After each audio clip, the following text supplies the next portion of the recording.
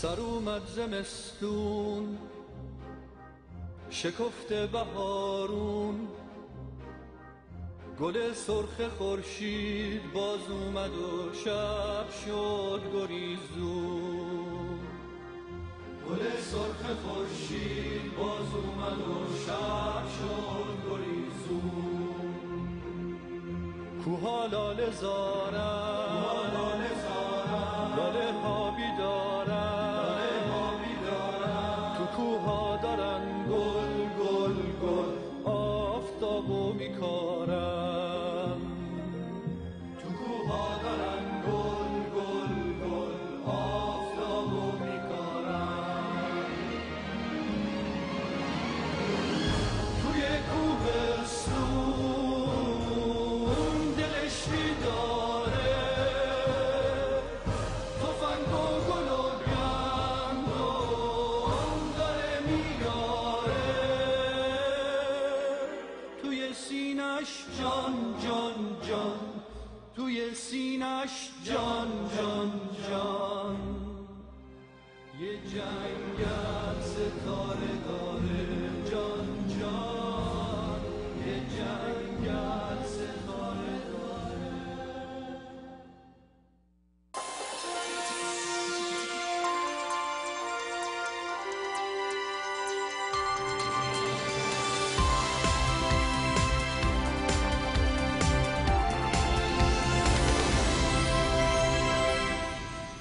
سلام و درود بر شما بینندگان ارجمند شبکه جهانی اندیشه.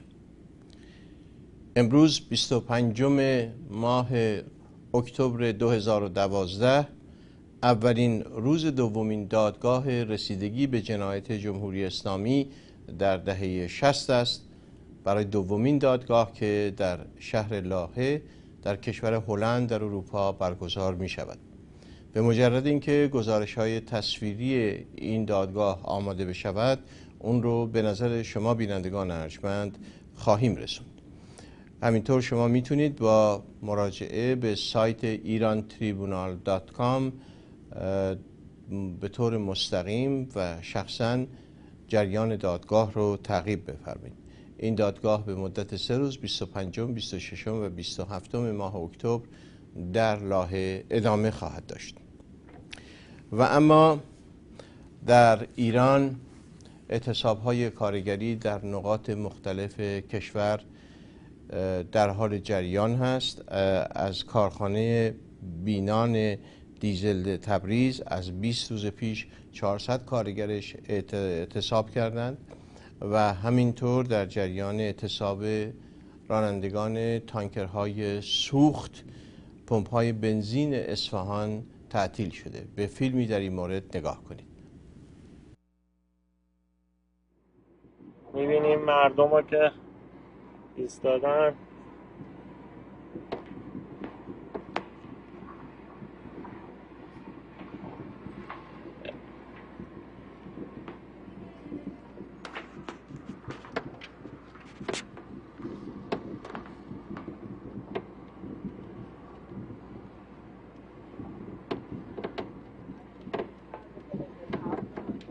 اعتصاب سراسری دستگاه‌های سوختی و حمل و نقل.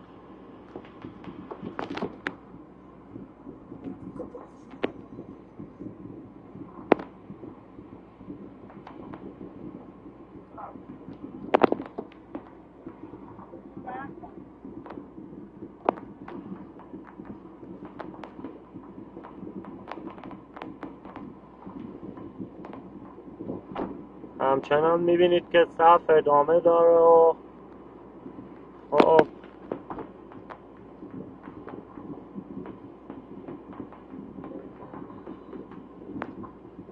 ادامه داره. هنوز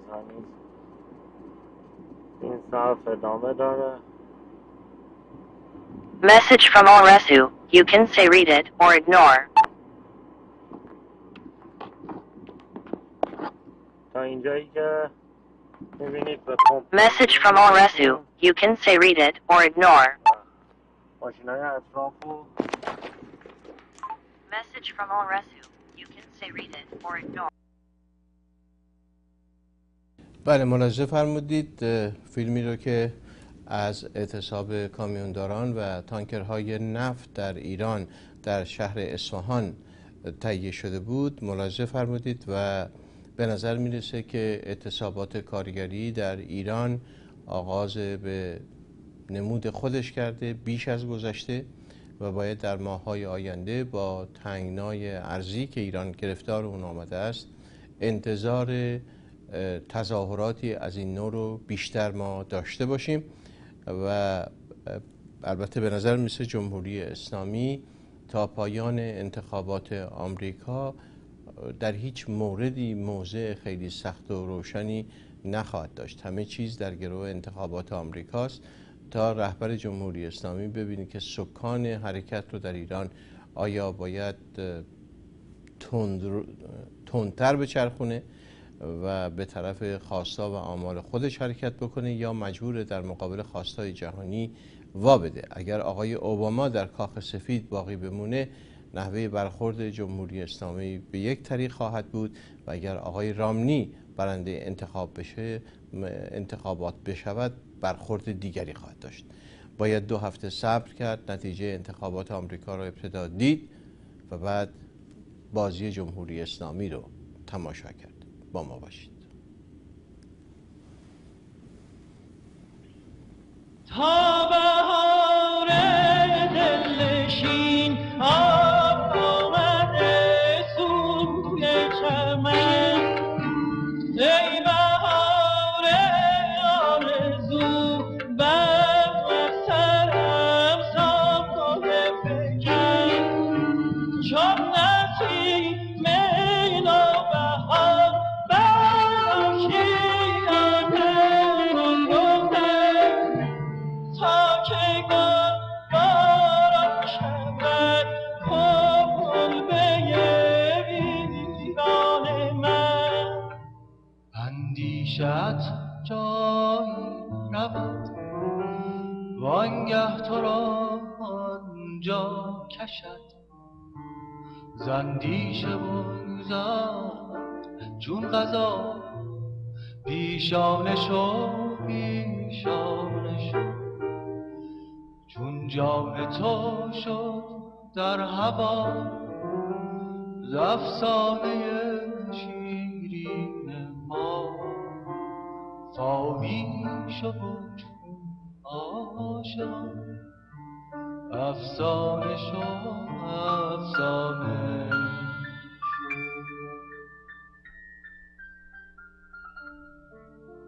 با همت والا که برد منت فردوس از حور چه گویی که نه از اهل قصوریم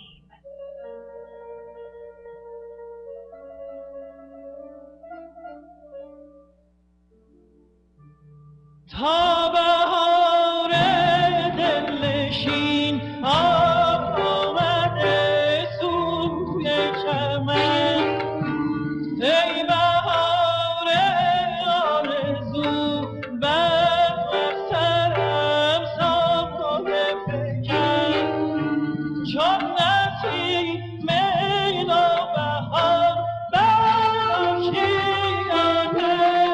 گفتم تا که باران شود کلبه ویران من قفلی بود میل و هوا بنهاده بر دلهای ما مفتاح شو مفتاحا دندانه شو دندانه شو تو لیلت القبری برو تا لیلت القدری شبی چون قدر مر ارواح را کاشانه شو کاشانه شو کاشانه شو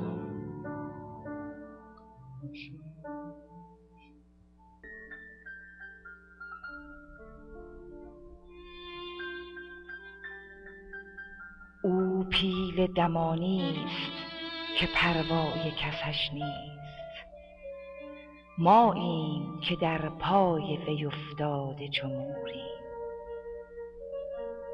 آن روشن گویا به دل سوخته ماست. ای سایه چرا در طلب آتش طوری؟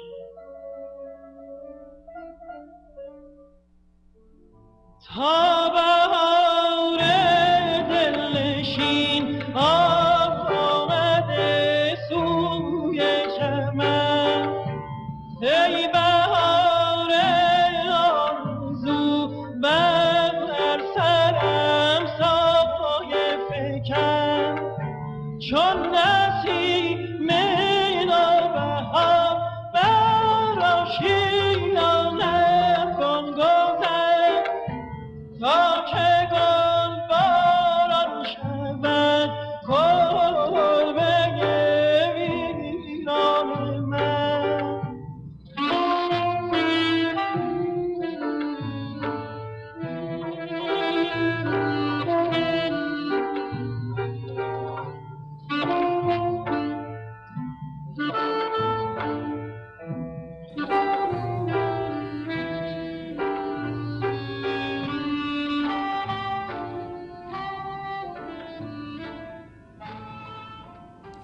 بله، قطعه زیبایی بود با کلام درخشان هوشنگ ابتهاج، شاعر ارجمند امروز ایران. اجازه فرمایید که به عرضتون برسونم در برنامه امروز دو گفتگو داریم.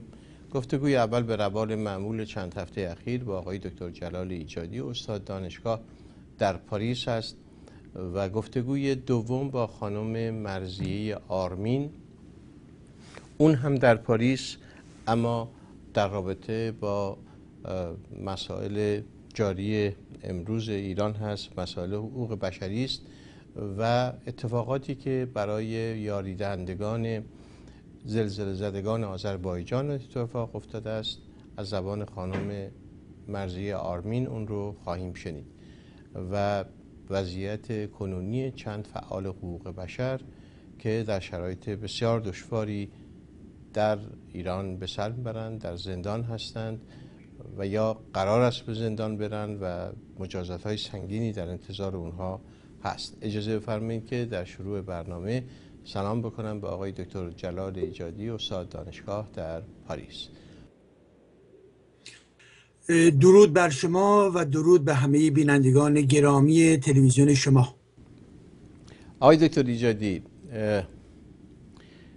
در آخرین مباحثه انتخاباتی که بین آقای میت رامنی و آقای باراک اوباما اتفاق افتاد، 47 بار نام ایران در این مناظره بر زبان آورده شد. 35 بار نام سوریه و 32 بار نام اسرائیل ذکر شد. ظاهراً من البته نشمردم نام خود آمریکا چند بار ذکر شده بود، ولی بعید میدونم که نام ایران کمتر از نام آمریکا ذکر شده باشه در مجموعه 1.5 ساعت مباحثه‌ای که این دو نفر داشتند و براشون بسیار تعیین کننده بود از نظر جلب آراء رای دهندگان آمریکایی در زمینه مسائل سیاست خارجی ایران. چرا ایران تا این حد، من البته از اروپا چندان خبر ندارم، امیدوارم شما اطلاعات در مورد اروپا به ما بدید، چرا ایران تا این حد در انتخابات آمریکا و همینطور در رویدادهای سیاسی اروپا الان مؤثره و نقش اول رو بازی میکنه؟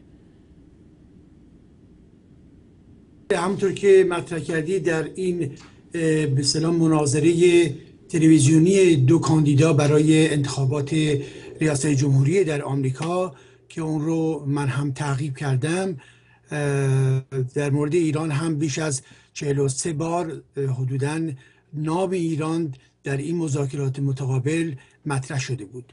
آنچه که مهم هستش، من فکر میکنم که باید نگاه بکنیم به وضعیت سوق الجیشی و وضعیت سیاسی در منطقه، یعنی منطقه خاورمیانه، و در این نقطه موقعیت آمریکا، استراتژی هژمونی آمریکا از یک طرف و در کنار آمریکا کشورهایی که متحد اون هستند که یک جبهه رو تشکیل میدن و در برابر آمریکا و متحدین آمریکا که از اسرائیل باشه تا کشورهای عربی، در مقابل این جبهه در واقع ایران و مجموعه سازمان‌ها و یا نهادهایی که طرفداری از ایران میکنن و تا حدودی میشه گفت به فرض سوریه با توجه به وضعیت کنونیش قرار گرفتن. و بنابراین برای آمریکا بسیار مهم هستش که در این منطقه، اگر فکر میکنم توجه کرده باشیم، شاید واقعا محور اساسی بحث اینها در ارتباط با مسائل مربوط به جهان، سیاست خارجی جهان، عمدتاً به حول مسئله خاورمیانه و در این چارچوب مسئله اسرائیل و مسئله ایران دور میزد. آقای اوباما در این به اصطلاح مناظره مطرح کردن و گفتن که به هر حال اسرائیل بزرگترین متحد آمریکا هستش و هر موقع که اسرائیل مورد حمله قرار بگیره، آمریکا در کنار دولت اسرائیل و اسرائیل قرار خواهد داشت. و همطور اضافه کردن تا زمانی که من رئیس جمهور هستم، در واقع جمهوری اسلامی هرگز به سلاح اتمی دست پیدا نخواهد کردش.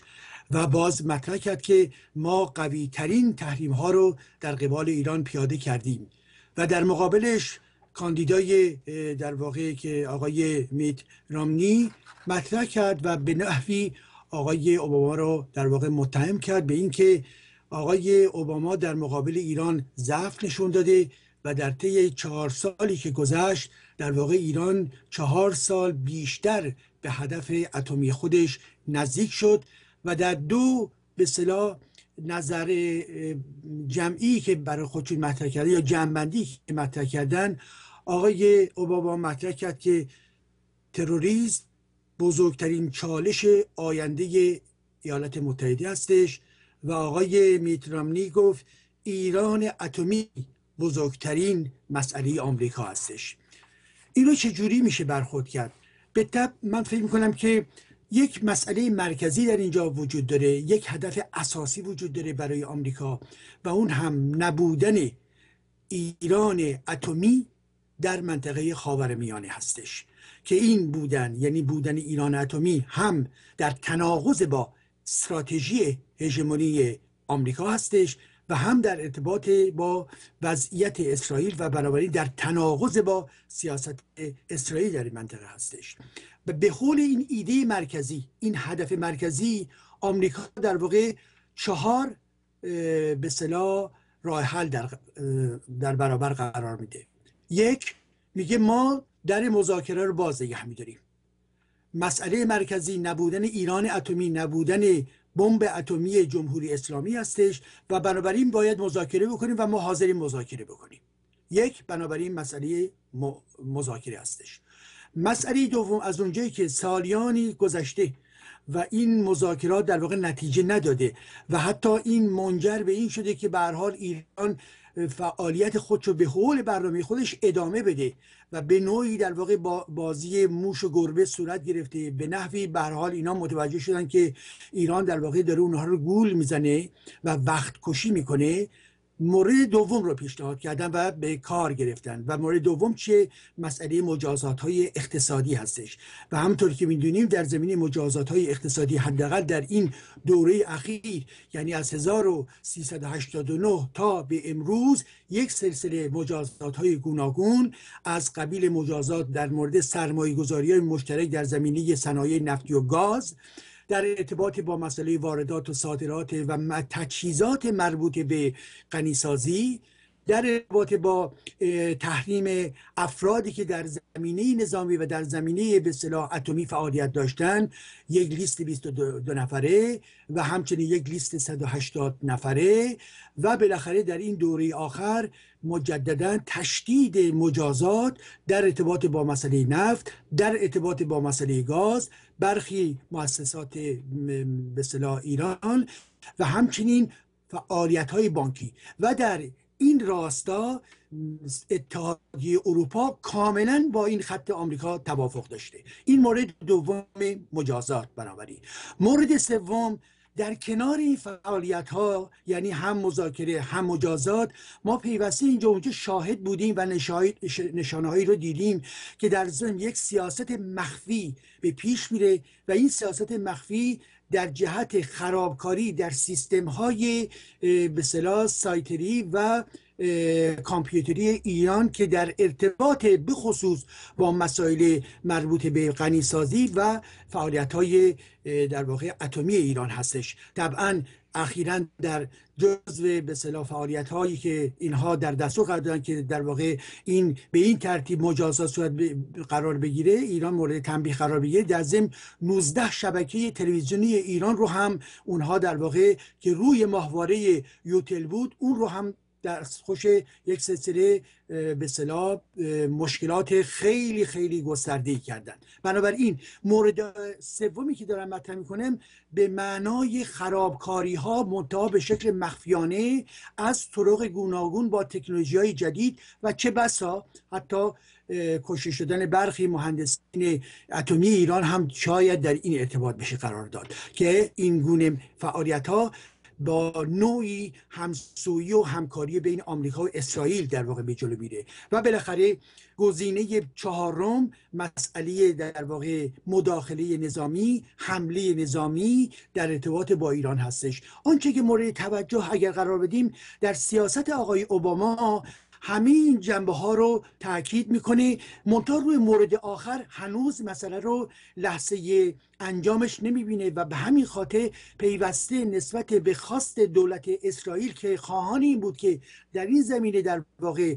شدت عملی به کار گرفته بشه و این امر در دستور قرار بگیره، پیوسته آقای اوباما در واقع اختلاف خودشو به نحوی نشون داده و با آقای نتانیاهو بارها به نحوی در واقع دستخوش اختلافات شدید بودن.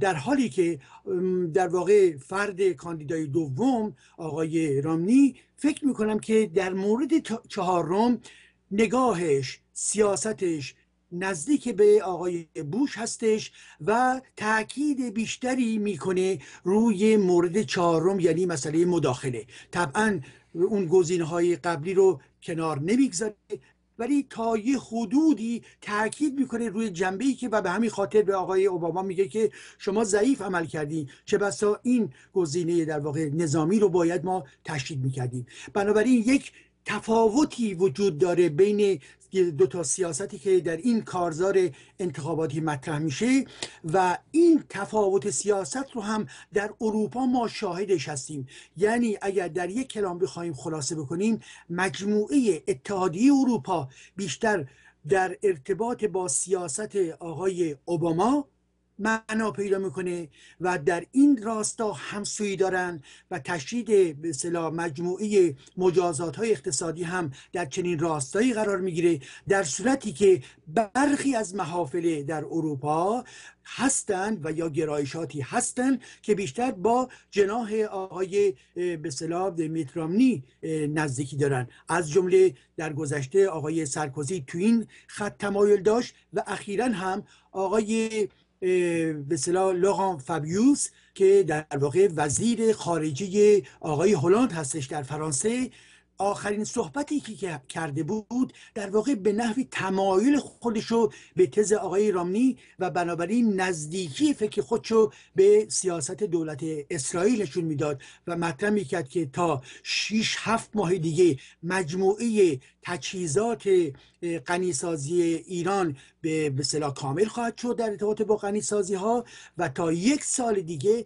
ایران بمب خواهد داشت و بنابراین این گونه نگاه و یا این گونه تز بیشتر به نظر دولت اسرائیل و نظر شاید تا یه حدودی آقای رامنی نزدیک باشه و بنابراین به طور خلاصه این هستش که من فکر می‌کنم که آنچه که آقای دکتر ایجادی اجازه فرمایید، این که فرمودید مردم اروپا به سمت سیاست‌های اوباما بیشتر تمایل دارن، آیا مردم اروپا یا دولت‌های اروپایی هستند که این گرایش رو دارن؟ بله کاملا صحبت به جایی هستش.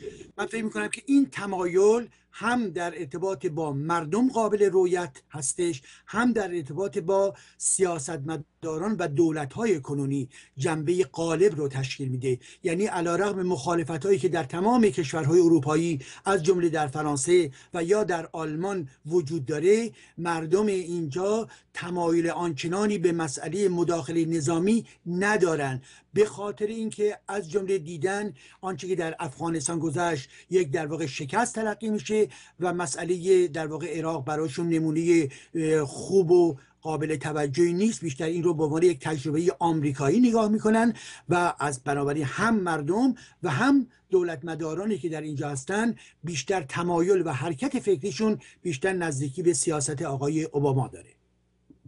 های عربی، ببینید از یک طرف ما مصر رو داریم و از طرف دیگه عربستان سعودی رو داریم و به هر حال قطر همین روزها بازیگر نقش عمده است در منطقه و در واقع می شود گفت حماس رو از دست جمهوری اسلامی خارج کرد و در هر حال جزء تویول خودش داره در میره.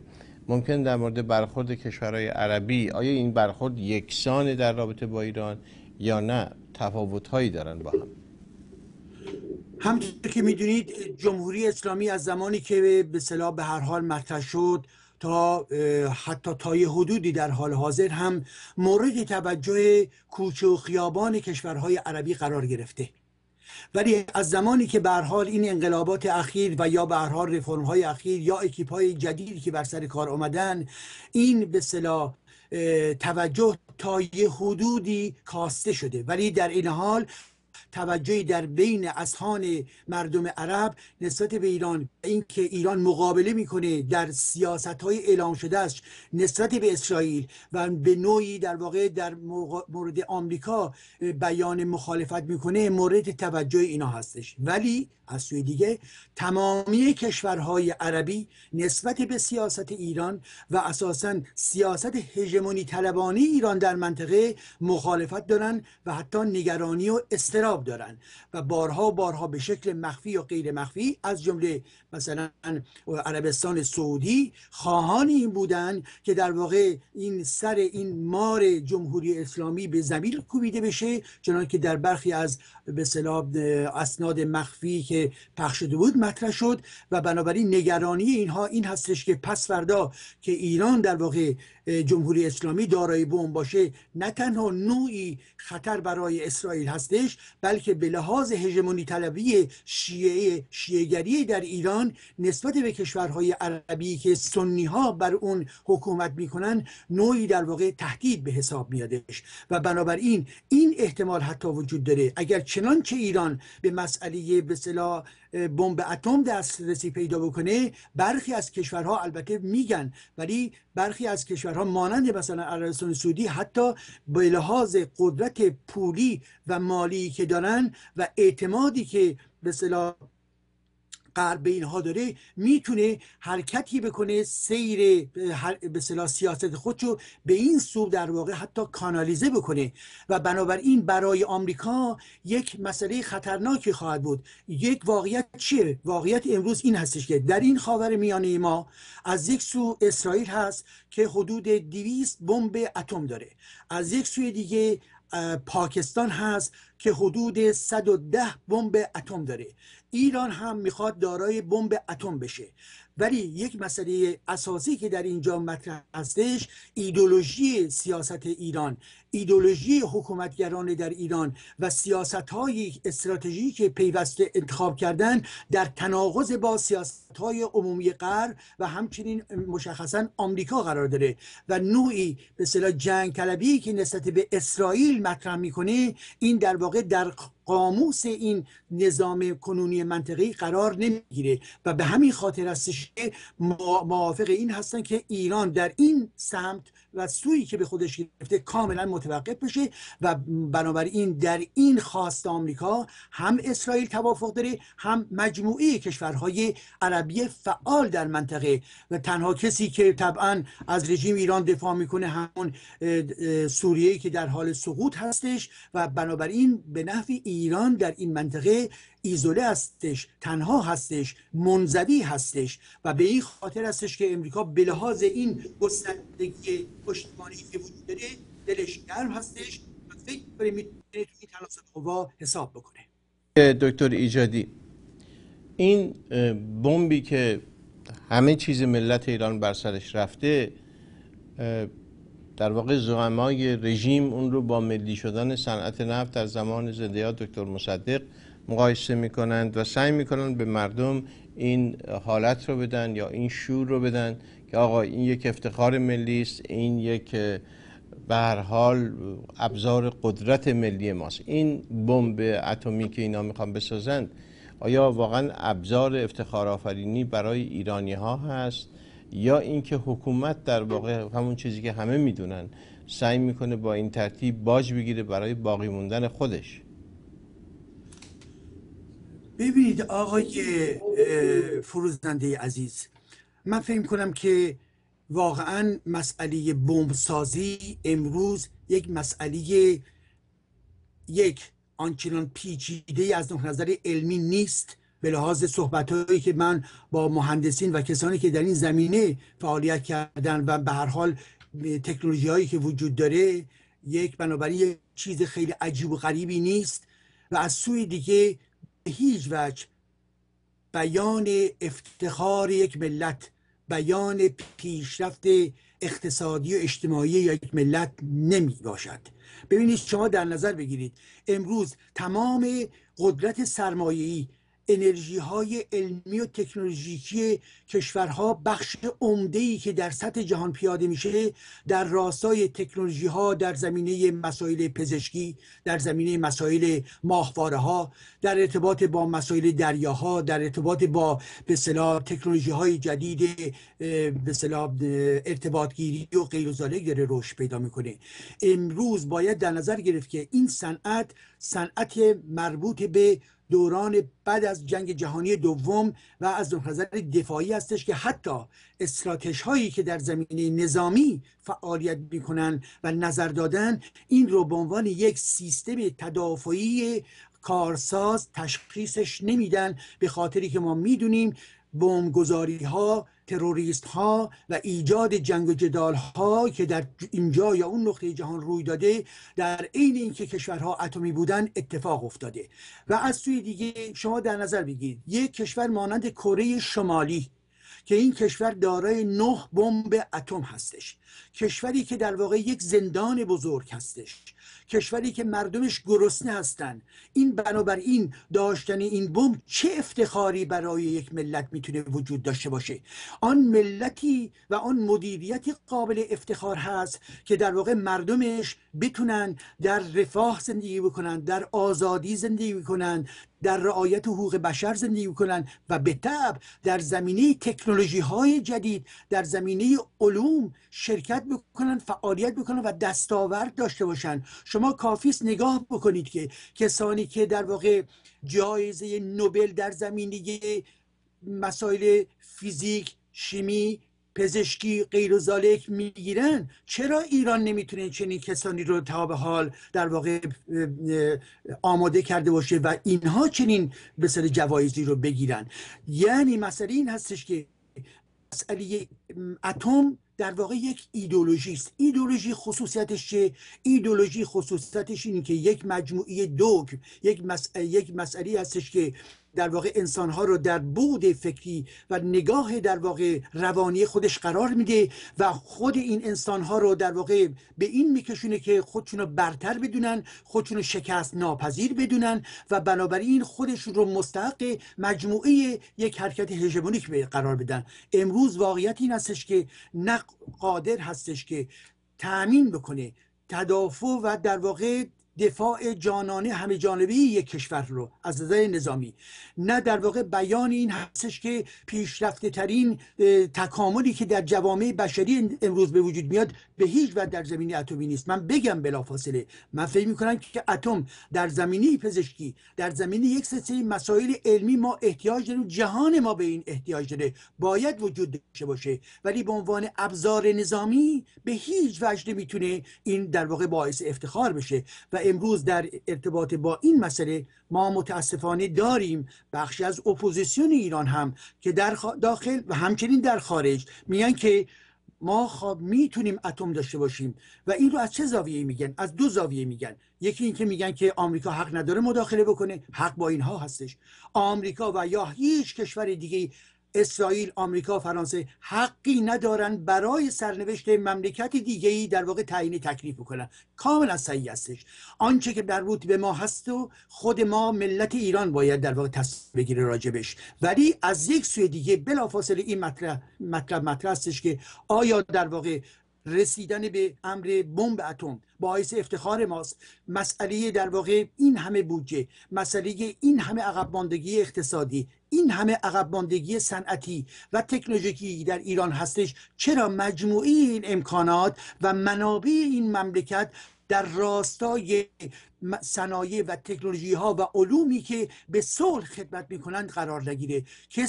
هیچ کشوری نمیاد، کشوری که ساماندهی میخواد بکنه اقتصاد و صنعت خودش رو اینو خفه بکنه به هیچ وجه. اگر زمانی که یک ملت هوشیار هستش، ولی زمانی که به هر حال در این تحریکات خودتون به عنوان کشور خودش رو قرار میده، به طبع کسان دیگه هستن که زورمندتر هستن.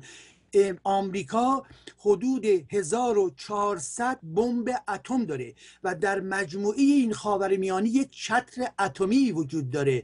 اولین بمب ایرانی که بخواد بلند بشه در همون هوا زده شده توسط سیستم دفاعی در واقع آمریکا. بنابراین شما با ساختن چند بمب به چه کاری میخواید برسید؟ به چه هدفی میخواید برسید؟ مردم خوشبخت نخواهند شد، ریسک و خطر جنگ افروزی بیشتر خواهد شد و بنابراین ملت ما بازنده چنین شیطنت هایی خواهد بود و این راهی که جمهوری اسلامی میره راهی هست به جهنم.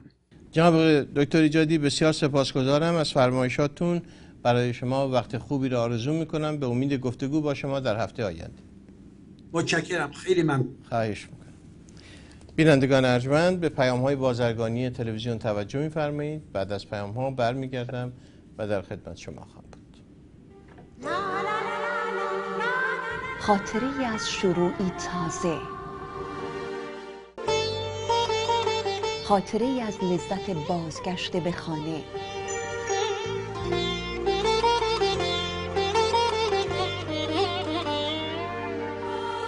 خاطره در کنار هم بودن، خاطره دوری از خانه،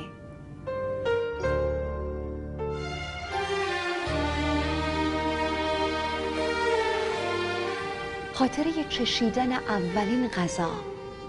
این است که برنج دعوت را متفاوت جلوه می دهد. مالکیت دائمی در پاناما. با خرید ملک در کشور پاناما مالکیت دائم خواهید داشت. خرید ملک در پاناما همانند ایران، آمریکا و کانادا دائمی است و تحت بیمه‌های بزرگ جهان سند مالکیت شما تضمین خواهد شد.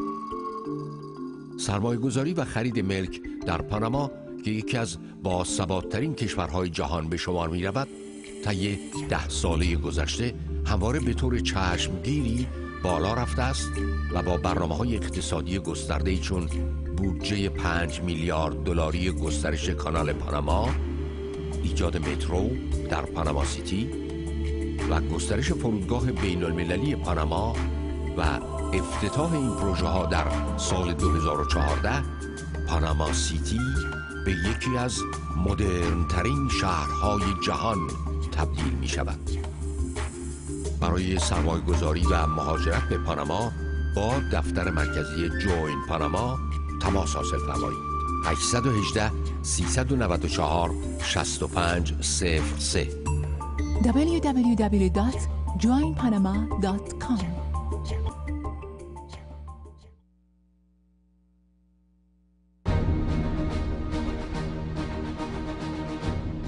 سوداگری با تاریخ، پاسخی به کتاب آسیب شناسی یک شکست نوشته علی میرفتروس، پژوهشی مستند و تاریخی پیرامون دوران دکتر مصدق و نقد نادرستی ها و کینه‌ورزی های بی‌پایه کتاب آسیب شناسی یک شکست نوشته علی میرفتروس. اثر محمد امینی. فروش در کلیه کتاب فروشی های ایرانی در لس آنجلس.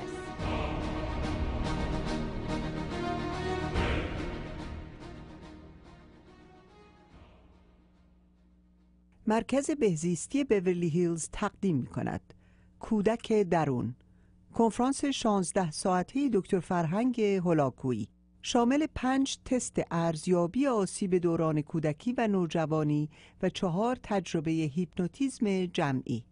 دوسلدورف، شنبه و یکشنبه 20 و 21 اکتبر 11 صبح تا 7 بعد از ظهر، ورودی 90 یورو. استکهلم، دوشنبه، سه‌شنبه، چهارشنبه و پنجشنبه 22 تا 25 اکتبر 5 تا 9 بعد از ظهر، ورودی 600 کرون. لندن، شنبه و یکشنبه 27 و 28 اکتبر 10 صبح تا 6 بعد از ظهر، ورودی 80 پوند. گوتنبرگ، دوشنبه، سه‌شنبه، چهارشنبه و پنجشنبه 29 اکتبر تا اول نوامبر 5 تا 9 بعد از ظهر، ورودی 600 کرون. هامبورگ، شنبه و یکشنبه 3 و 4 نوامبر 11 صبح تا 7 بعد از ظهر، ورودی 90 یورو. لطفاً برای گرفتن اطلاعات بیشتر و کارت ورودی با شماره هر کشور تماس گرفته و یا با تلفن 310 926 5026 310 926 5026 در آمریکا و یا وبسایت drholakui.com جای خود را رزرو فرمایید. بینندگان عزیز، همونطور که مطلع هستید گرفتن اقامت آمریکا هر روز داره مشکل تر میشه. با توجه به اقتصاد جهانی، دولت آمریکا با قانونی به نام EB-5 موافقت کرده که با گذاشتن $500,000 سرمایه در این کشور و تولید شغل برای شهروندان این کشور، شما بتونید گرین کارت آمریکا رو دارا بشید. به همین خاطر با من با شماره 818 806 0000 تماس بگیرید تا اطلاعات بیشتر رو تقدیم حضورتون کنم. در ضمن اگر هنرمند، ورزشکار و یا نخبه هستید هم میتونید در رابطه با EB-1 با من تماس بگیرید.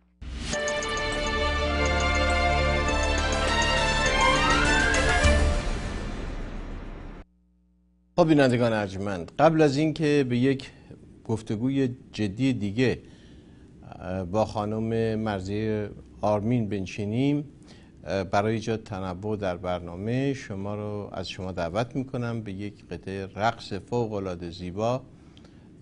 شاید فقط هم رقص نیست، توجهتون رو جلب میکنم. این قطعه رو با هم نگاه میکنیم. Dans plusieurs occasions, c'est la jeune fille qui porte, et ça c'est très rare.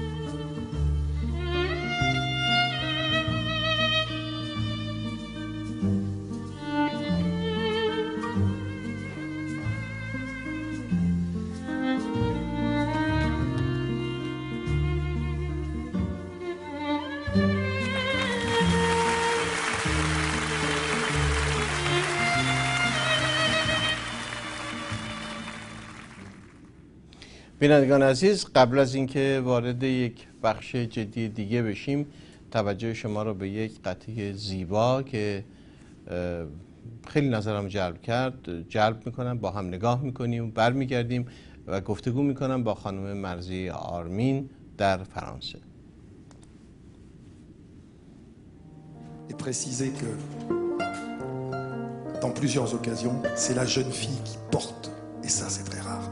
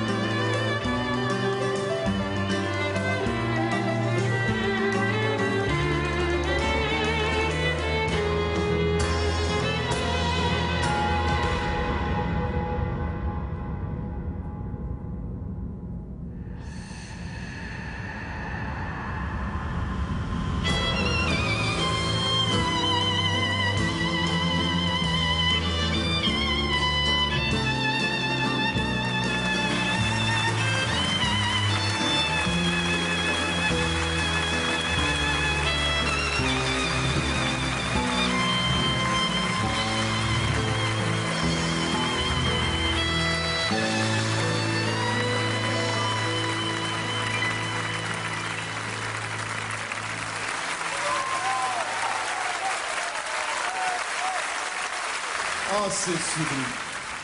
On me reproche souvent d'être trop enthousiaste. فوق‌العاده زیبا بود، فوق‌العاده.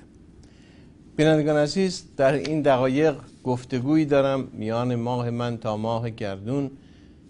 تفاوت از زمین تا آسمان است. توجه داشته باشید که مردم چجوری عشق و محبت خودشون رو ابراز میکنند و به هر حال این صحنه ها سرشار از زیبایی بود و در کشور ما چنین صحنه هایی چه عاقبت پریشانی رو برای مردم به دنبال داره. در این قسمت از برنامه گفتگو میکنم با خانم مرضیه آرمین، سخنگوی جمعیت مبارزه با تبعیض تحصیلی. خانم آرمین در فرانسه، سلام بر شما. درود بر شما و تمام بینندگان عزیزم.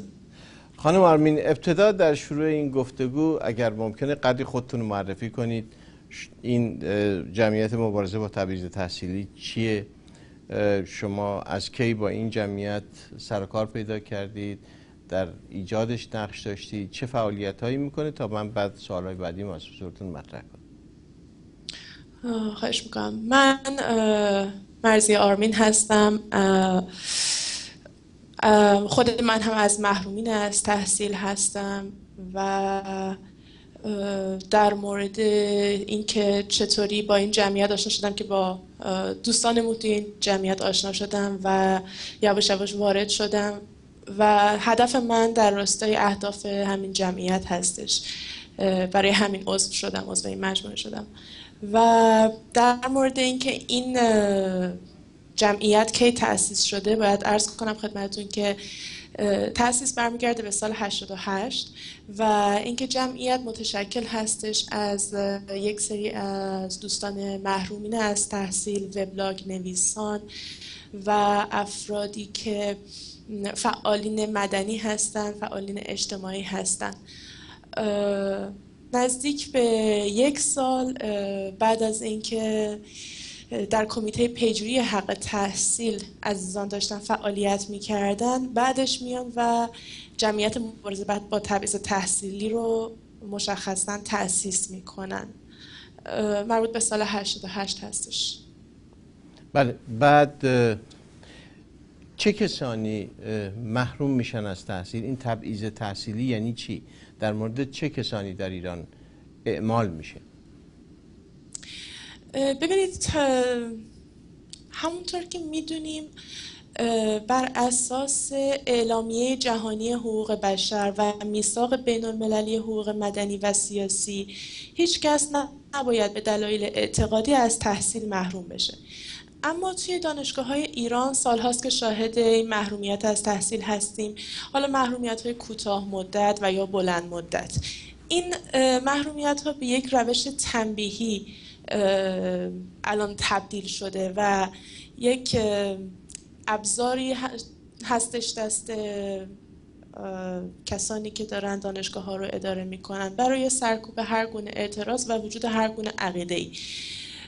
این محرومیت رو میگم یعنی هر کسی که، هر دانشجویی که و یا قبل از اون هر کسی که یک اعتقاد و یک مذهبی داشته باشه، مذهب خاص داشته باشه، این ابزار رو علیهش استفاده میکنن، یعنی برای ساکت کردنش و یا بیرون موندنش. توی خود دانشگاه که داریم میبینیم با افرادی که فعالیت سیاسی میکنن، اعتراض میکنن، انتقاداتشون رو مطرح میکنن، به سرعت یک محرومیت از تحصیل حالا حداقل یه ترم براشون در نظر میگیرن و تا برسیم به یک سری عزیزانی که اقلیت ها هستن، مخصوصا اقلیت بهایی و اینها رو تقریبا قبل از ورود به دانشگاه جلوشون رو میگیرن، یعنی با اعلام اینکه نقص پرونده دارن، هم موقعی که کنکور رو میدن و قبول میشن بهشون میگن که شما نقص پرونده دارید و از ورودشون به دانشگاه جلوگیری میکنن و میکننشون محروم از تحصیل. سوال بعدی من که در اینجا مطرح میشه این است که آیا فعالیت‌های این گروه فقط مربوط است به مبارزه با تبعیض تحصیلی و شما فعالیتتون در این محدود است یا نه در زمینه مسائل دیگر مربوط به دانشجویان و فعالان سیاسی هم فعالیت میکنید؟ ببینید، در طول 3 سالی که جمعیت داشته فعالیت‌هاش رو انجام میداده، یک سری فعالیت‌ها در مورد بهاییان انجام داده، یک سری فعالیت‌ها هم در مورد غیر بهاییان. یعنی کلاً سعی کردن که تمام اینها رو پوشش بدن و همینطور مسئله اینه که بیشتر فعالیت‌ها به این سمت هم میره که هر گونه نقض حقوق بشری که صورت بگیره توی ایران رو ما توی سایت میاریم، یعنی اعلام میکنیم این رو و تحت پوشش قرار میدیم اخبارش رو و هم دانشجویان هم مسئله فقط محرومیت از تحصیل دانشجویان مطرح میشه و هم هر گونه نقض حقوق بشری که صورت بگیره که خب این نقض حقوق بشر و یا محروم کردن از تحصیل بیشتر داره روی بهایی‌ها یا اقلیت‌ها صورت میگیره، انجام میشه و خب طبیعتا اخبار راجع به این عزیزان هم بیشتر هستش. خانم آرمین، در سایت شما و در کاری که دارن شما انجام میدید موارد نقض حقوق بشری که عمده میدونید و میخواید در این گفتگو بهش بپردازید و شخصیت هایی که یا افرادی که الان در خطر هستند رو ممکنه اسم ببرید و دربارشون صحبت کنید؟ بله خواهش میکنم. ببینید من یک توضیحی میدم راجع به خب اصلی ترین مهره این جمعیت که آقای نوید خانجانی هستند. ماجرای این آقای نوید خانجانی برمیگرده به سال 86 که ایشون در طی همون نقض پرونده‌ای که براشون اعلام کردن بهشون پیگیر قضیه میشن و با رئیس روحانیون مجلس صحبت میکنن. آقای رهبر نامه‌ای میدن به وزارت علوم و سازمان سنجش و ازشون میخوان که وضعیت تحصیلی آقای نوید خانجانی و یکی دیگه از دوستانشون به نام آقای حسام میثاقی رو روشن بکنن و دلیل محرومیت از تحصیل این 2 نفر رو جویا میشن. در نهایت دانشگاه اصفهان به آقای رهبر اعلام میکنه که این تصمیم با نظر وزارت اطلاعات و حراست وزارت علوم گرفته شده و از ایشون میخوان که پیگیری نکنن. بعد این عزیزان میرن به وزارت علوم مراجعه میکنن و در اونجا البته خب با یک سری برخوردهای خیلی عجیب روبرو میشن، مثل اینکه میگیرنشون میبرنشون توی اتاقی حبسشون میکنن به مدت 10 ساعت و شروع میکنن به بازجویی کردن ازشون با فحش و ناسزا. و اونجا این عزیزان میگن که یک نامه‌ای رو ما پیدا کردیم توی مدارکمون که طی اون اعلام شده که این تصمیم در مورد اقلیت‌ها از سمت وزارت اطلاعات گرفته شده و ما این نامه رو داریم. اونها میگن که این نامه رو نباید پخش بکنید و اگر که منتشرش بکنید بین 6 ماه تا 2 سال زندان رو براتون در نظر خواهند گرفت. تا اینکه آقای خانجانی وارد یک سری پروسه های دیگه میشن و وارد کمیته پیگیری حق تحصیل بهاییان و کمیته گزارشگران حقوق بشر میشن و بعد از اون هم سال 88 همون 11 اسفند ماه سال 88 ایشون رو دستگیر میکنن و همراه 20 نفر دیگه از فعالان حقوق بشر در اصفهان. ایشون رو به بند 2 الف منتقل میکنن و 65 روز در حبس موقت نگهشون میدارن که 25 روز نخستش رو توی سلول انفرادی بودن و تا اینکه توسط شعبه 26 دادگاه انقلاب به ریاست قاضی پیرعباس به 12 سال حبس تعزیری محکوم میشن. جرم چی بوده؟ اتهاماتشون نشر اکاذیب، تشویش اذهان عمومی، تبلیغ علیه نظام به واسطه انتشار اخبار و گزارش‌های دروغ و مصاحبه با تلویزیون‌ها و رادیوهای بیگانه، عضویت در کمیته گزارشگران حقوق بشر و همچنین تشکیل گروه محرومین از تحصیل.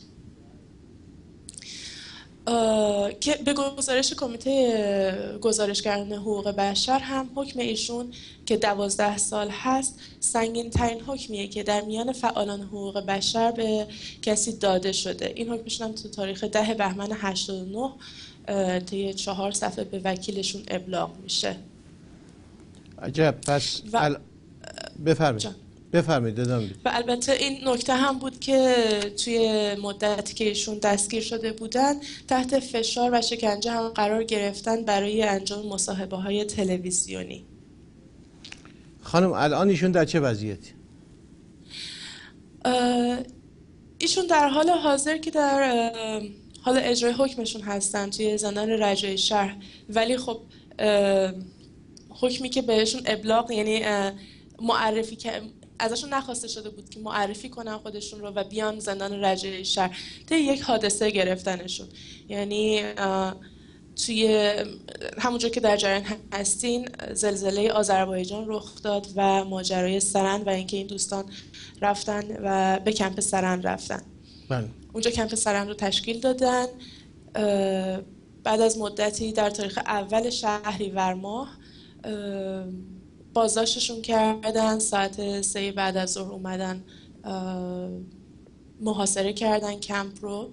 از این عزیزان البته آقای نوید خانجانی به همراه 30 نفر دیگه اونجا حضور داشتن و اصلا هم ماجرا نه به فعالیتی برمیگشت، فعالیت خاصی انجام نمیدادن، فقط حس انسان دوستانه بود و اینکه میخواستن به هموطنانشون کمک بکنن. تا اینکه 3 بعد از اون میان یک شهریور ماه محاصرهشون میکنن. بعد از اون ازشون میخوان که کمپ رو خالی بکنن. اینها هم میگن که اموال مردم دست ماست، اینها قرض هستش و ما باید اینا رو تحویل بدیم و کمپ رو خالی نمیکنن تا اینکه یه مقدار قبل از نیمه شب بهشون حمله میکنن. آقای حسین رونقی توی اون کمپ بودن. ایشون مورد مشکل کلیه دارن، بهشون حمله میکنن با لگد و حالشون هم وخیم‌تر میشه نسبت به قبل و اینها رو میگیرن و میبرنشون. در ابتدا میبرنشون توی دقیقا 5 شنبه 16 شهریور ماه که بیخبری مطلق بوده و تا اینکه 18 شهریور ماه خبر میدن که منتقل شدن آقای نوید خانجانی به زندان اوین و همچنین آقای حسین رونقی و 19 شهریور ماه هم که ایشون رو منتقل میکنن به زندان رجایی شهر و آقای حسین رونقی رو هم همونجا نگه میدارن. یعنی در واقع این آقایون به دلیل اینکه رفتن برای کمک به هموطنان زلزله زده خودشون در آذربایجان گرفتار این مصیبت میشه. بله دقیقاً اونجا گرفتار این قضیه میشن. درسته. البته آقای حسین رونقی که برای مرخصیشون اومده بودن بیرون، یعنی ایشون یه مدت یه تایمی داشتن برای مرخصی برای معالجه کلیهشون، ولی خب میگیرنشون و دوباره منتقلشون میکنن به اوین. الان هم وضعیت کلیهشون خیلی وخیم هست، خونریزی دارن. تقریبا 2-3 روز پیش به بهداری منتقل میشن، به بیمارستان منتقل میشن و خیلی سریع دوباره برشون میگردونن، به دلایل نامعلومی برشون میگردونن به توی بند. بینندگان عزیز قبل از ادامه گفتگو با خانم مرضیه آرمین، برای اینکه شما دقیق تر به یادتون بیاد که چند هفته پیش مصیبت زلزله آذربایجان چگونه بود و چطور می شود در کشوری عده‌ای رو که میرن برای یاری زلزله زده ها بهشون حمله کنن، بگیرنشون، به زندان ببرنشون. توجهتون رو به چند دقیقه از فیلم رخداد زلزله جلب میکنم و پس از اون برمیگردیم و گفتگو رو با سرکار خانم مرضیه آرمین ادامه خواهیم داد. با ما باشید.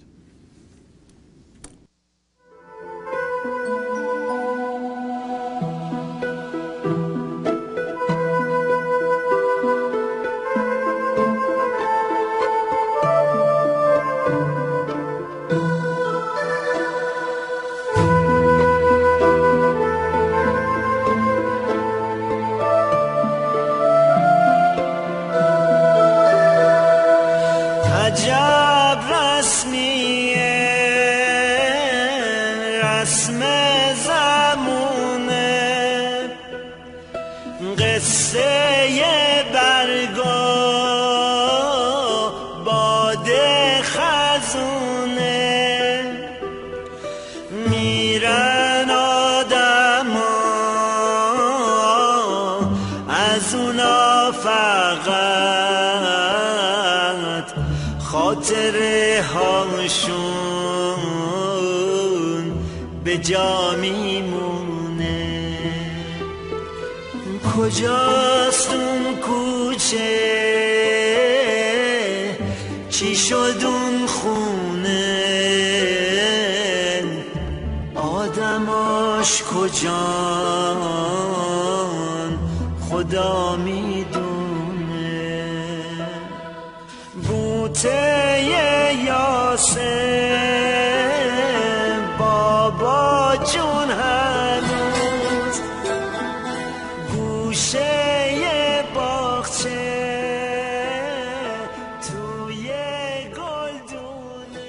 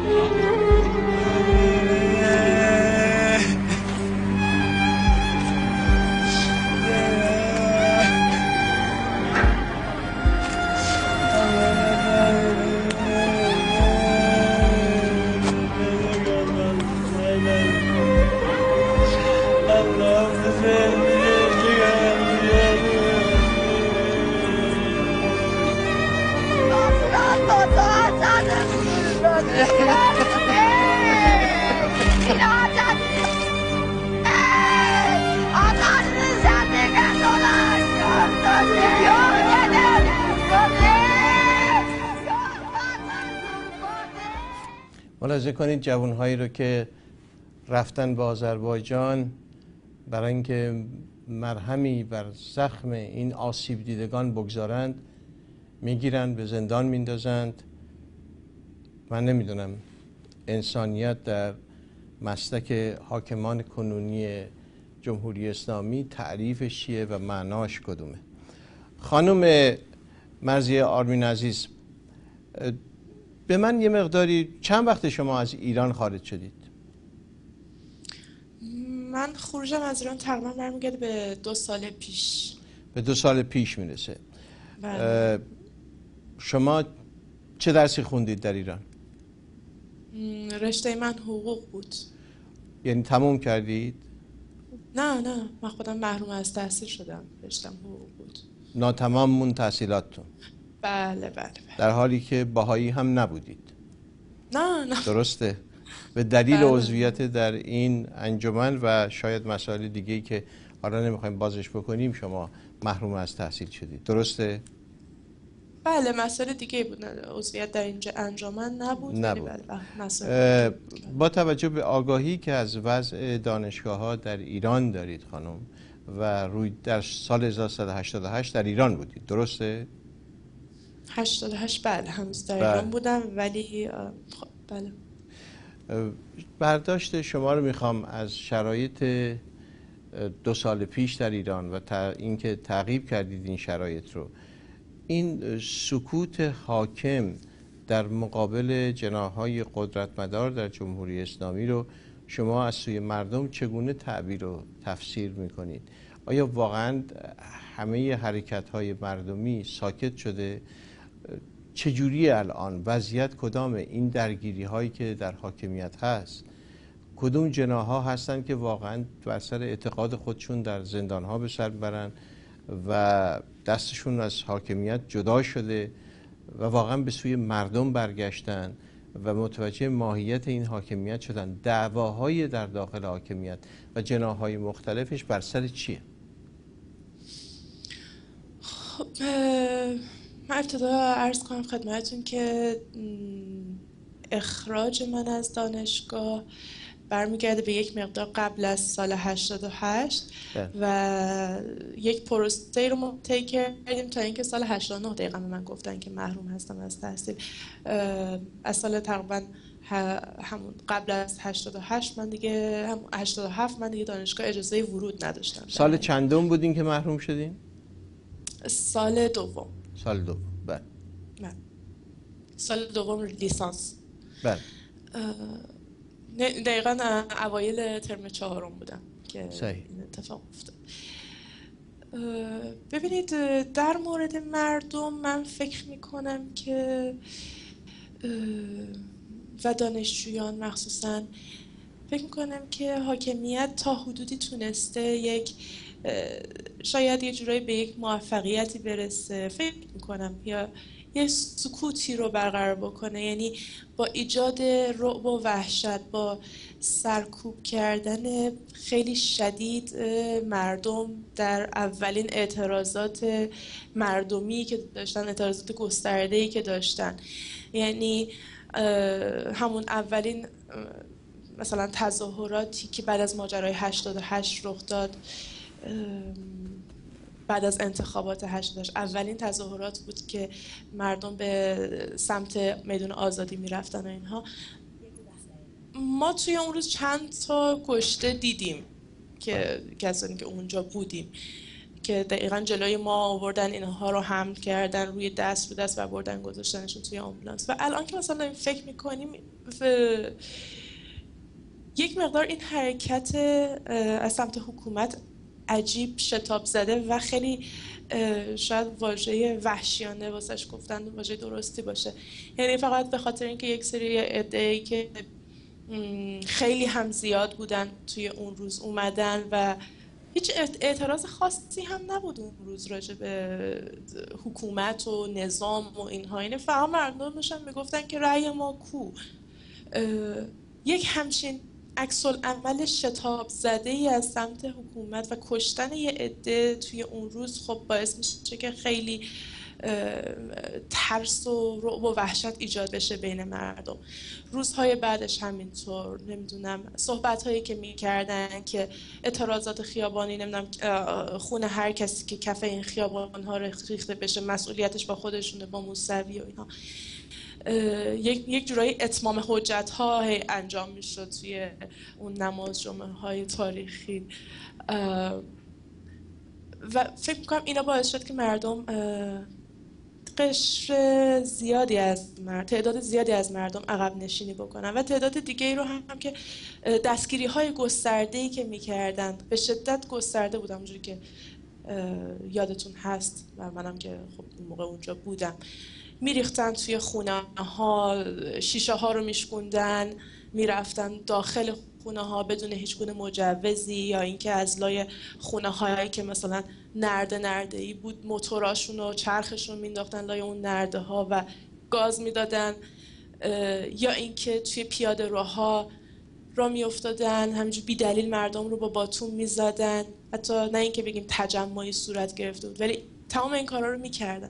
اینا چیزایی هم نیستش که خب از ذهن آدم بره بیرون، هیچ وقت نمیره، ولی این باعث شد یه حدودی مردم دیگه از اعتراضات خیابونی شاید ناامید بشن و بیان سمت خونه ها و حالا اعتراضاتشون رو به انواع مختلف نشون بدن.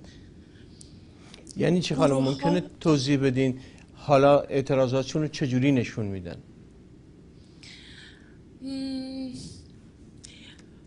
ولی یک ایرادی که خود مردم هم به خودشون دارن میگیرن اینه که اعتراضاتشون یک جورایی به فضای مجازی کشیده شده، توی سایت ها، وبسایت ها، این فیسبوک، توی این محدوده دارن فعالیت میکنن که البته به نظر من اینها هم فعالیت های بسیار بسیار خوب و مفیدی هستش، به این دلیل که هر جا که ترس حکومت دیده بشه یعنی فکر میکنم یعنی اون کار داره به طرز درستی انجام میشه. همین الان داریم میبینیم که خب از طرف حکومت توی همین فضای اینترنت، توی فضای فیسبوک بسیار به شدت دارن نیروهاشون رو میفرستن. یک سری افرادی که حالا با اسم و فامیل های مجازی الکی غیر واقعی یا پروفایل های غیر واقعی دارن سعی میکنن نفوذ بکنن توی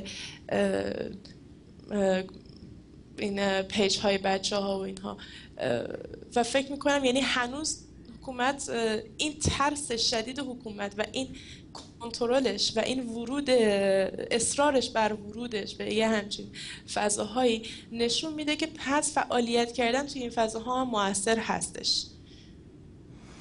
و بنابراین الان اگر من از حرفای شما درست فهمیده باشم، مردم دنبال یک مفری هستند که با هزینه کمتر به مقاومت خودشون ادامه بدن و اعتراضشون رو به حکومت برسونن. درسته؟ دقیقاً همینه. بله.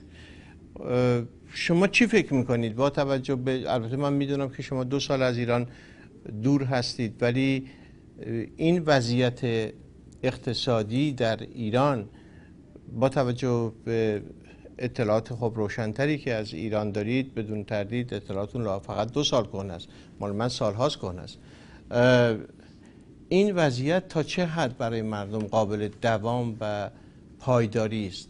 وضعیت به خصوص این فشارهای اقتصادی که اضافه شده، مردم در این سالها به نظر شما چه چیزی را از دست دادن؟ آیا فقط آزادیه یا بعضی از ارزش‌های اجتماعی و اخلاقی، همه این هم در نتیجه فشارهای حکومت دچار دگرگونی شده؟ ببینید 100% همیشه اینی که یک فشار مضاعف و هر گونه فشاری روی هر جامعه‌ای که باشه، اون جامعه رو از رفتن به سمت مثبت و رفتن به سمت پیشرفتش جلوشو میگیره. این که توش اصلا شکی نیست و در این هم که هیچ کس شکی نداره که این فشارها از سمت حکومت داره دائما اضافه میشه برای مردم. حالا فشارها اقتصادی هست، یک بار فشار میاد روی نوع پوشش مردم ایجاد میکنن، روی همه مسائل ریز و شخصی و که مربوط به آدم و 4 دیواری خودشه، توی تمام این موارد که دارن دخالت میکنن. پس مطمئناً اینی که یواش یواش یک برخوردها و یک عکس‌العمل‌های غیر قابل پیش بینی شاید حتی و مطمئناً عجیب بودنش پیش بینی شده است، ولی نتیجهش غیر قابل پیش بینیه. اینها رو یواش یواش ما توی مردم خواهیم دید، میبینیم و خواهیم دید. من یه سفری داشتم به ایران توی همین 2 سال، یعنی مثلا چند ماه بعد از خروج اولم از ایران وارد ایران که شدم، یک دفعه احساس کردم توی این 8-9 ماهی که من نبودم ایران چه تغییر عظیمی رخ داده. یعنی به لحاظ اخلاقی، به لحاظ شاید آستانه تحمل مردم، حتی توی شدت عصبانی شدنشون، توی سرعت عصبانی شدنشون، تمام اینا رو میشد دید. تمام اینا خیلی خیلی خیلی واضح و ملموس بود و خب مطمئناً الان که 1 سال شاید بیشتر از اون موقع میگذره، اینها هی داره تشدید میشه.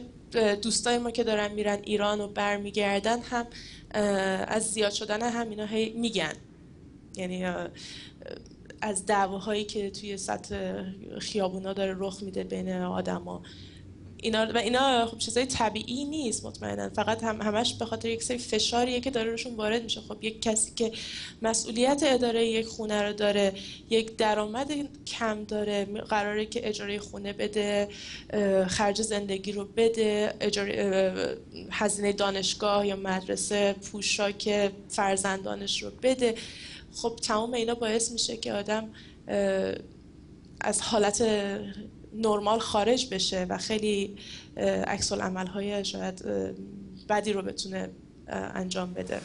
خانم آرمین، با توجه به اینکه شما به نسل 70% ایران تعلق دارید، یعنی محدوده سنی جوانهای مملکت رو میپوشونید، در یه سناریوی فرضی اگر فردا فضای بازی برای ابراز اعتراض مردم ایران به وجود بیاد، میتونیم فرض کنیم دیگه شرایطی بیاد که مردم مطمئن باشن که بعد از اینکه آمدن به خیابون کسی اونها رو نمیگیره و به داغ و درفش نمیکشه و خلاصه آزارشون نمیده، شب میتونن به پیش خونشون برگردن یا به هر ترتیبی آزادیشون حفظ میشه، برای زندگی کردن. البته محرومیت های دانشگاهی ممکنه داشته باشن، محرومیت شغلی ممکنه داشته باشن، همه اینا هست توی بازی مبارزه و حرکت مبارزاتی. این هست. شما فکر میکنید این جوان هایی که هستن، میگن که 70% مردم رو تشکیل میدن، چه شعاری سر خواهند داد؟ آیا مردم طرفدار سرنگونی حکومتن؟ آیا حکومت رو میخوان توش تغییر بدن؟ آیا فکر میکنن اگر شرایط سال 88 برگرده و در انتخابات تقلب نشده باشه برای نیازهاشون کافیه؟ و یا فکر میکنن که نه، یک راه سوم دیگری رو باید دنبالش برن و راه چهارم این است که این بهترین حکومتی است که میتونه وجود داشته باشه و باید کماکان به حاکمیت خودش ادامه بده؟ شما کدوم یکی از این آلترناتیو ها رو میبینید از درون حلقوم مردم بیرون بیاد و فریاد بزنن؟ ببینید، فکر میکنم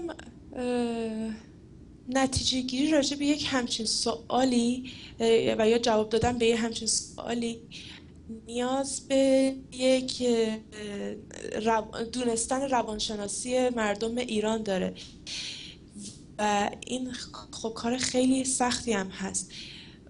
اینی که الان بیان بگن ما همین حکومت رو میخوایم خوبه ولی ما میتونیم اعتراض بکنیم، امکانش هست. امکان این که مردم بیان بگن نه این حکومت عوض بشه، ما اینو نمیخوایم، این هست. نمیدونم، ببینید هر چیزی ممکنه. من هیچ پیش بینی نمیتونم داشته باشم، کما اینکه اعتراضات مردم همونطور که گفتم در سال 88 از اول بسم الله این نبود که بیان و خواستار سرنگونی آقای خامنه ای بشن. میگم فقط میگفتن که رأیمون رو میخوایم. یه مقدار گذشت، یه مقدار فحاشی شد و یا اعتراض شد در حقیقت به کسانی که قتل میکردن. یه مقدار گذشت و اعتراض شد به رئیس جمهور، خیلی مشخص تر. یه مقدار دوباره مردم رو کشتن، دوباره مردم اعتراض کردن به رئیس جمهور، به آقای خامنه ای. یه مقدار گذشت اعتراض شد به پسر آقای خامنه.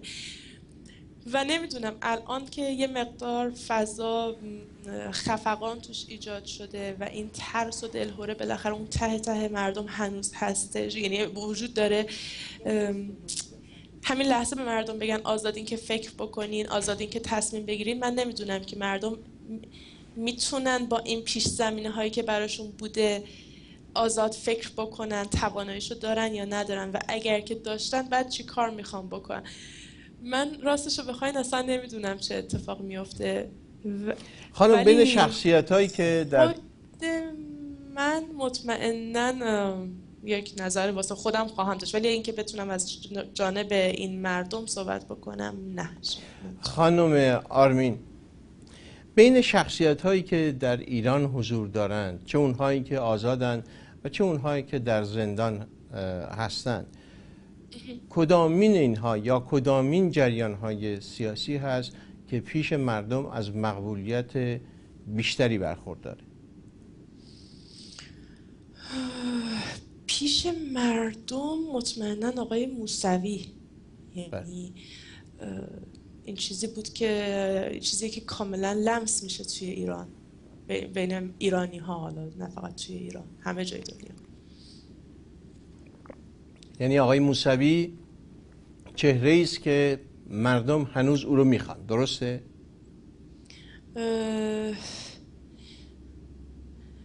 من استنباطم از حرفا این هست، بله، که آقای موسوی رو تا حدودی مردم بیشتر قبول داشتن نسبت به بقیه دوستان و عزیزان و که در ایران هستند. بله. مردم در داخل ایران بر اساس برداشتایی که شما با خودتون به خارج آوردید، آیا برداشتاشون از ایرانیان مقیم خارج از کشور درسته یا نیست؟ میدونید چی میخوام بهتون بگم؟ سوالم اینه که کسی میاد خارج از ایران و فعالیت نه، در اینایی که در خارج از کشور هستن، فعالیت هایی که ایرانیان خارج از کشور میکنن تا چه حد برای مردم در داخل کشور جدیه؟ تا چه حد فعالیت مثلا رسانه ها براشون جدیه؟ تا چه حد اهمیت داره کار نیروهای خارج از کشور برای مردم در داخل کشور؟ مردم ایران ببینین من به این نتیجه رسیدم که اصلا نمیشه راجع به ایران گفتش که مردم ایران اینطوری فکر میکنن. به خاطر این مردم ایران یک چند دستگی توشون وجود داره و این دسته ها هم دسته های کوچیکی نیستن، دسته های بزرگی هستن. یک عده راجع به کسانی که خارج از ایران هستن خیلی خوشبین هستن و فکر میکنن که به کمک اونها میتونن صداشون رو به گوش همه جا همه کس برسونن. یه عده دیگه میشینن میگن نه، تمام فعالیت ها فقط باید از سمت ایرانیای داخل ایران صورت بگیره و اینایی که خارج هستن فعالیت نکنن نمیدونم بهتره، یا اینکه یه سری چیزایی که خودشون به یه صحبتایی که خودشون میکنن. ولی از نظر من اون تایمی که من خارج از ایران بودم داخل ایران بودم، چیزی که میدیدیم، چیزی که ملموس بود این بود که هر کسی داخل ایران داره حرف میزنه میره زندان و هر کسی که خارج از ایران حرف میزنه میتونه صدای مردم رو به گوش خیلیا برسونه. هرچند کسایی که به قول خودتون خیلی وقتی که از ایران دور هستن تا حدودی نمیتونن درد مردم ایران رو لمس بکنن و زمانی که نمیتونین لمسش بکنین شاید نمیتونه ما خیلی انتقالش بدیم. ولی بیان درد لزوما به نظر خود من مثلا اینی که ما بفهمیم که زندان جای بدیه اصلا لزومی نداره که بریم توی زندان و زندانی باشیم. میتونیم خارج از زندان باشیم و اون رو توصیف بکنیم و بتونیم بفهمونیم که اونجا جای بدیه، یا اینکه بتونیم بگیم که اونجا چه مشکلاتی میتونه باشه وجود داره اون تو. ماجرای ایران هم همینه به نظر من. ایرانیای داخل ایران هم میتونن خیلی چیزا رو بگن اگر که احساس امنیت بکنن، اگر که به زمانی که دارن مثلا مصاحبه میکنن تلفنی توی منزلشون ریخته نشه و داخل منزلشون گرفته نشن میتونن بگن. ولی آدمی که میاد بیرون و با ایرانیا ارتباط تنگاتنگ داره شاید بتونه خیلی بهتر و با امنیت احساس امنیت بیشتر منتقل کنه تمام این حرفا رو به گوش ایرانیای داخل برسونه و چه به گوش ایرانیای خارج و کسانی که اساسا مسائل ایران واسهشون مهم هستش. خانم آرمین، خانم مرزی آرمین، متشکرم از اینکه این وقت رو به من دادید. با شما گفتگو کردم، به امید گفتگوهای آینده با جناب عالی. ممنون از شما، مرسی و خسته نباشید. متشکرم. بینندگان عزیز، هر جا که هستید لبهاتون پر لبخند، دلهاتون شاد و روزگار بکام باد. روز یکشنبه مهمان برنامه نسیم شمال آقای دکتر عباس میلانی است. شکفته بهارون، گل سرخ خورشید باز اومد و شب شد گریزون. گل سرخ خورشید باز اومد و شب شد گریزون. کوها لاله زارن، لاله ها بیدارن، تو کوها دارن گل گل گل آفتابو میکارن.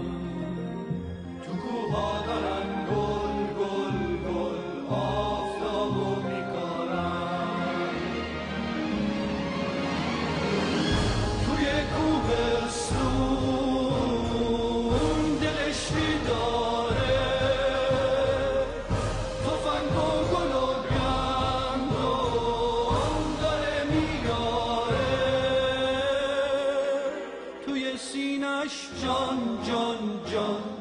توی سینش جان جان جان، یه جنگل ستاره داره جان جان، یه جنگل